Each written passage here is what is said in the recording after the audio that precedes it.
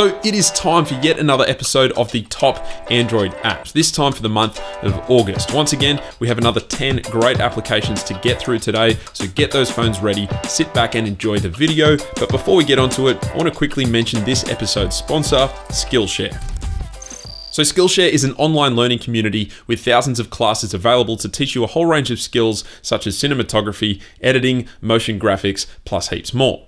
It's available for Mac and PC, but also on iOS and Android devices, and you can also download any course that you find for offline viewing. I've been watching a range of After Effects classes lately. There are heaps of specific tutorials and classes designed to teach both the basics of After Effects as well as really specific techniques and methods if you're looking for something in particular, whether it's futuristic graphics or hand lettering or bringing photos to life with 2.5D parallax. There are just so many awesome classes available. Premium membership starts at around $10 a month, and this gives you unlimited access to high quality classes from experts working in their fields. But for the first 500 people to sign up using the link down in the description, you can get 2 months of Skillshare for free. All right, on to the apps. Gesture-based navigation seems to be the way of the future when it comes to controlling how we operate our smartphone devices. And for those feeling a little envious of the phones that already have this feature enabled, then the Navigation Gestures application is definitely an app you might want to check out. So this is an app from the XDA developers team, and it basically replaces your stock navigation bar, if you have one, with a navigation pill, much like what we're seeing on the Android P beta and developer software builds. Straight out of the box, the pill works in the form of 3 different gestures. Tapping on it acts as a home button, swiping left replaces the back button functionality, and swiping right will open up the recent apps page. This works fairly well, but if it's not quite to your liking, then you can jump into the app settings and customize the gestures to your heart's content, even adding in more gestures such as swiping and holding, as well as long pressing if that's something you're interested in doing. It actually works surprisingly flawlessly, and I seriously reckon this method of navigation is one of the best gesture methods out there. Very fluid, very intuitive, and definitely worth trying out on your own device. Now, Current Weather is a unique take on a weather application in that it takes a relatively straightforward function and twists it slightly to give it a definitive edge.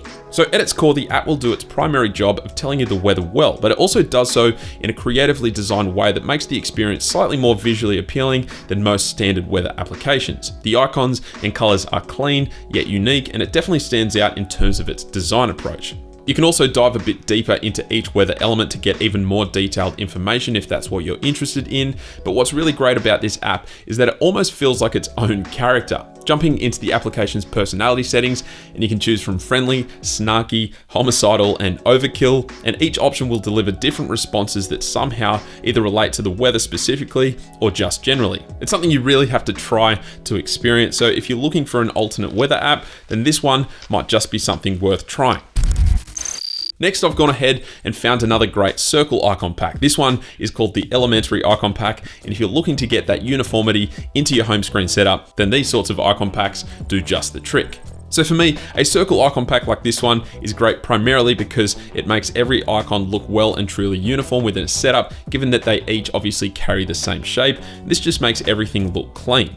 Add into that a unique color palette and individual icon design, and this icon pack is definitely worth trying out. There's around 2,000 icons available within this pack, so excellent coverage, and just as you'd imagine, unthemed icons are masked and placed inside their own circles so they don't stand out too much next to the themed ones. As well as this, the app has a range of really cool wallpapers that suit the icon pack to a T, so if you're looking to get creative with customizing your home screen setup, then the Elementary Icon Pack may well be worth looking into.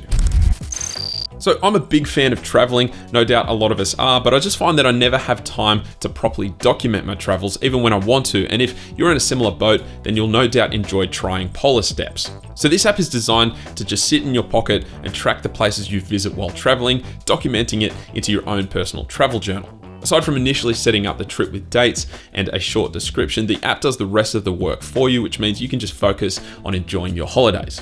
Not only can you easily track your own travels, but you can also use this app to share your journey with friends or family, or follow your own friends and family's trips as they travel, which means you or they can see each of the different locations you've visited, and both you and your followers can view a summary of your travels in a generated photo album. The app also promises minimal battery drain, which is great, so if you're a traveling aficionado and you want to start efficiently documenting your trips, then definitely check POLARSTEPS out. After that is Voy, a puzzle game that brings a fresh, new perspective to 10-gram games for those who love a good brain bender.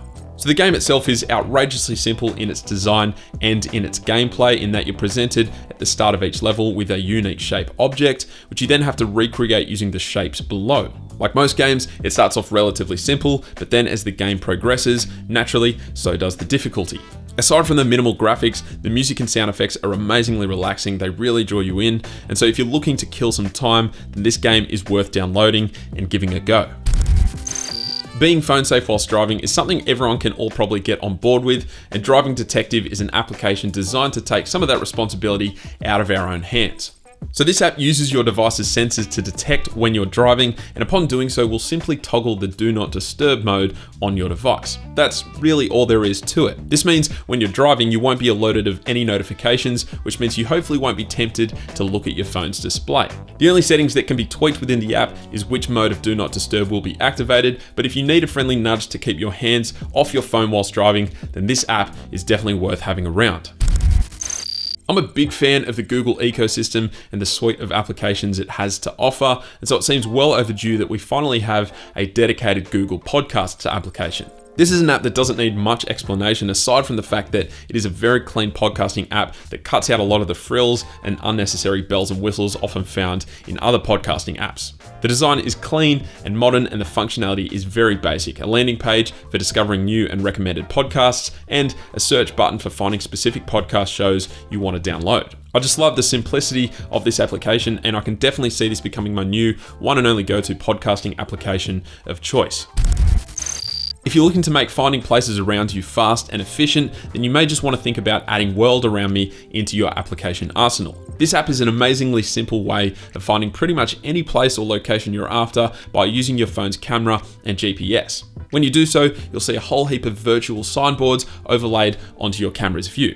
The app then also uses augmented reality to track these places of interest as you move your camera around, meaning you can quickly find out which direction your place of interest is in.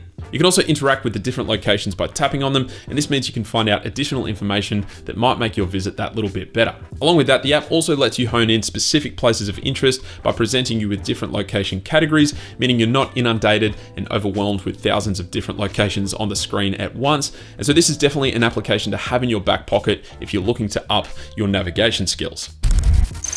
For better or worse, the year of 2018 really is the year of the notch. And so if you own one of the many Android devices that comes with a notch and you want a bit more control over whether that notch is visible or not, then NACHO Notch may just be for you. It is the simplest app of the bunch today, and once installed, all you have to do is head into your quick settings, enable the NACHO Notch toggle, and then from there it will place a black bar at the top of your screen, which pretty effectively hides that notch.